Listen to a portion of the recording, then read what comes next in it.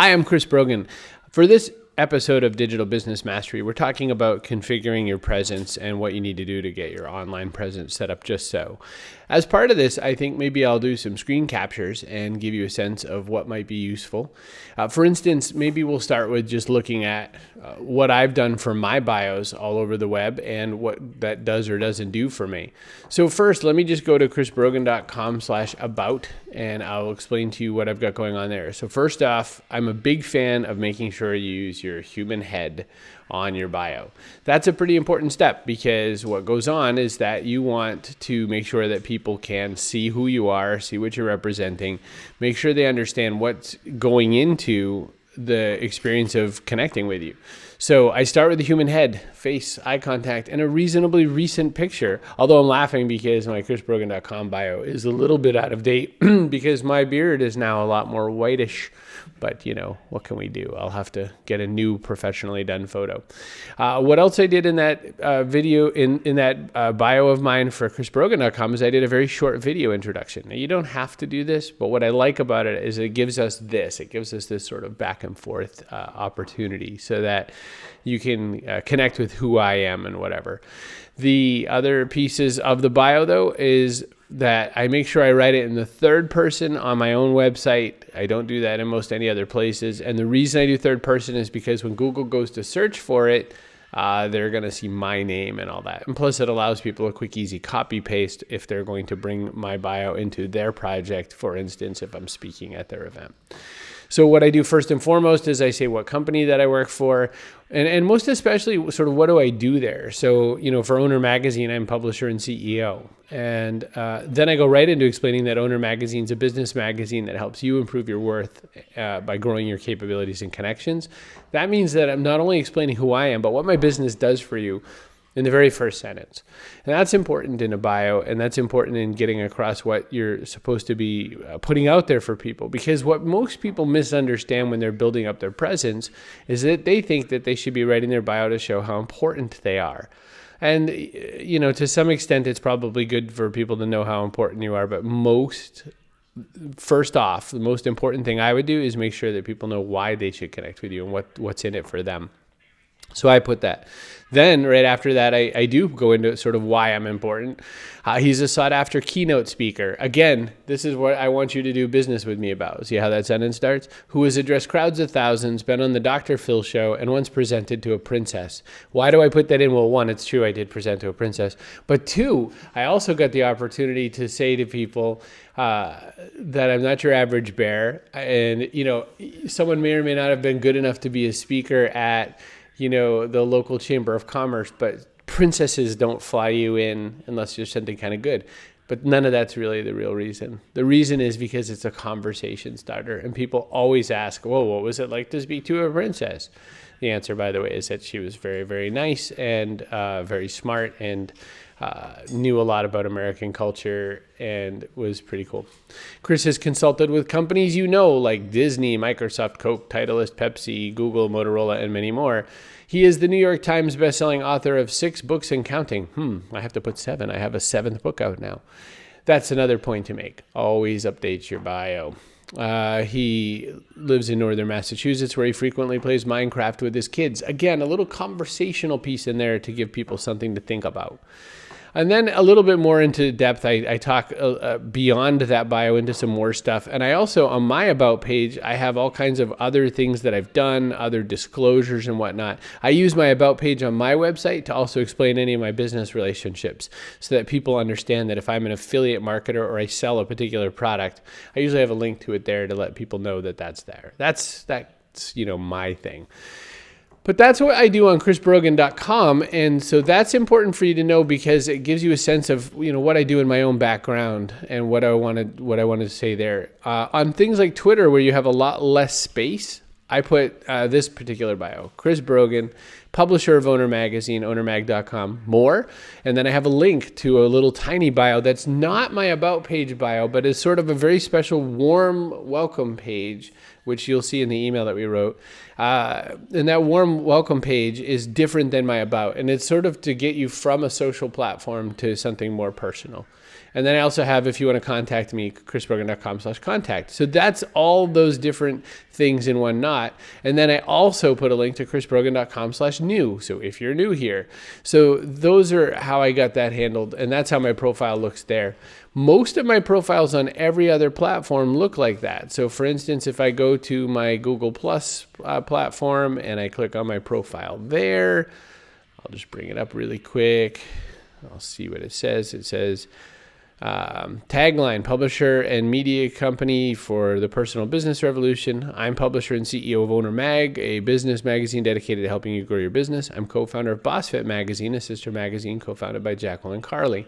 I also am a professional speaker, a New York Times bestselling author, and blogger, and a little bit more. So again, what I do is I go right into how can I work with you? And to me, that's one of the most important things you can get covered on your social presence. A little bit about how one might name oneself on their social presence.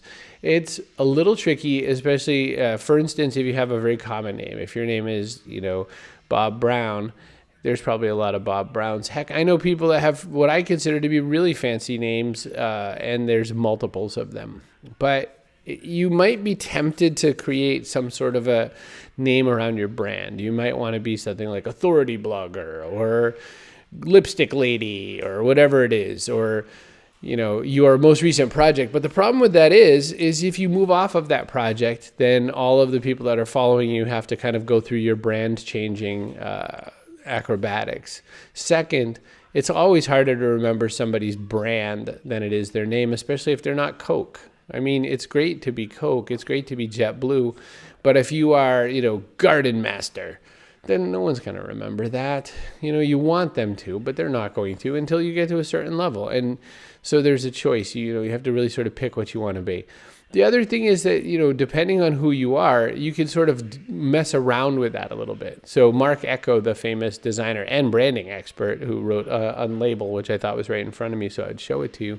Mark on Instagram is being Mark Echo. I assume because someone took Mark Echo, or maybe because his brand is using it. I don't know which. But I can tell you that, the best, if you can have it, is to keep all your brands the same on all your platforms, unless you have some reason why not. The other thing I can say is that I much prefer people's names. However, what doesn't work very well is when you start throwing underscores and things like that into it. So if you can't be Tanya Daka, but you have to be Tanya _ Daka, it's not any fun. No one understands what the word underscore is unless they're a computer nerd. If you're explaining it to like a person who's not especially on the net, it's just not going to work. Anytime you add in special symbols, then people get a lot more confused. Numbers are fine. It sort of smacks of that 1990s internet, Chris Brogan 71. But, if you want to, you can. That's fine by me. Again, just sort of shoot for your name in some form or another. Now, the one exception is if your name is ridiculously difficult to spell or pronounce or something like that. It's your choice, but I think a lot of times people decide not to go with that name just because it's just a nightmare to have people try to find you, and then you're forever spelling your name. So if that's, you, then there's a sort of exception, I guess, allowed. Again, do whatever you want, but I know that a lot of people who have kind of challenging names decide to pick something else. What about the picture? What should you use for a picture on these social platforms? I'm a big fan of using a very recent photo and not an especially fancy photo. I think, a picture of your human head is good. Sometimes, if you want to show off that you're a marathon runner or something, you could use different photos. People always tell me this thing, never change your avatar, always change your avatar. People do have some visual recognition of your avatar, but it's not like what you think. It's absolutely not. And we are visually attuned humans, most humans, if you're sight impaired, obviously not so much, but we are visual by nature. So we do like seeing the change, believe it or not. And we sort of like keeping up with someone. And so seeing your avatar photo change is good. I don't agree with everyone's opinion that it should be the same avatar everywhere. I've tested this extensively over the decades, and I can tell you that people still know who I am. I mean, every now and again they'll say, "Oh, new avatar. Oh, different haircut," something like that, because I change it a lot. But no one ever says, "Oh, I had no idea who you were anymore." It was like a foreign human. I tell people to shy away from avatars of their animals or their kids or things like that. I'm not a big fan of it. And the reason is because I want to do business with a human. It's really hard to talk seriously to somebody about a business project when I'm talking to a 4-year-old, cute as the 4-year-old might be. So I'm not a big fan of that. Just a few more things to think about. And by the way, photos do matter. Bringing this up does matter. I'm always amazed by these people that take that photo with their friend and then they like cut the friend out and there's like this kind of weird partial head right here and whatever. It's not that hard to shoot a photo of yourself. And you know what? If you're not really into how you look, it's okay. It's really how you look. It's fine. That's what the universe is going to see. When they come to an event, they're going to see that, not the 10-year-old photo that you've been using. I'm amazed how many people do that one, and then I'll meet them at an event.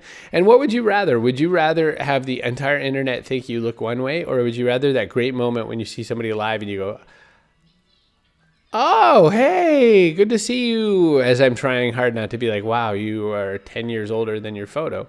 It's just never good. Or 10 pounds or 20 pounds, whatever you are, you're fine. Put up you. You're not going to change. I mean, look, if you die tomorrow, you look like you did just before. And if you don't like how you look, then, I'm sorry. But put up you. And if you have something really wacky going on, put up you with an awesome mask. I don't know. But make it you, please. What else about presents? I find that when people are setting up their presents, a lot of times they're a lot more worried about that than they're worried about luring in people to want to be part of their business. And I think that we all have to think about that. Our platform online, our social networks, all the different places we are, the goal is to get people to pay attention to how you do business and what you do for them. That's really the kind of goal you're looking to fix. So for instance, you want people to see what you do, how you do it, and what kind of stuff you do. So even on places like LinkedIn, for instance, that fine business platform, I'm looking at people who are trying to connect with me. And so one tells me she's a portrait photographer. That's great. This guy says I'm a sales executive. That's great. This guy says he's president of some company I've never heard of. This next guy, he's an opportunity engineer at such and such. Now, I'm not a giant fan of titles that are kind of wacky, but in this very specific one, it sounds pretty good. This guy's assistant manager at the Acura division. So I don't know if he's the assistant manager at a dealership or if he is, like the Acura guy. But, so titles do matter. I do pay attention to them. Lots of people do. And then the other stuff is you want to just try to make sure that your, like I said, your bios are updated, but also that they're there to help you do the business that you want to do. So I think in general, do your best to make your presence match all over the place. You can make different pictures if you want. Sometimes you might have a reason for having a different name on a different platform, and that's fine too. For instance, on Instagram and SoundCloud and places where I'm just using the platform for myself, I use a different name, and it's because I don't want people there, interacting with me like Chris Brogan. I want them interacting with me sort of off duty, so to speak. But that's a choice. That's a preference. You can choose other things. If you go crazy silly string and have different names for every platform and different brands for every platform and different logos and all that kind of stuff, and no one has a clue, that might be a little messy. That's a choice. I wouldn't make that choice, but I could say that I can understand if you wanted a completely different profile and presence for every different place. Why spend all this time on this? It's because this is sort of, when the word avatar basically means the representation or the manifestation of you at a distance, so to speak. It's something that fills in for you. Avatars are not an online thing. There are very many offline things. You could say the crucifix is an avatar. You could say it's to remind us that Jesus died for our sins, if that's your faith. So avatars have been around for quite some time, is my point. But why are they there? They're there to give us a sense of what somebody stands for, what they mean, what they represent, etc. They're like flags, and you need yours to really help somebody understand that they want to do business with you and why. So put some thought into it that way. Put some less thought into why are you so important, and more how can I do business with this person, and that'll help you guide the people that you want. And if you come back and say, I'm not really sure who I want to attract to me, then put out most of the information about what kind of things you're passionate in and about, and that'll help people have an understanding of what they want to converse with you about as well. So that's another way to get that sort of experience done as well. I'm Chris Brogan. There's a lot more in the email as well, but hopefully this was useful.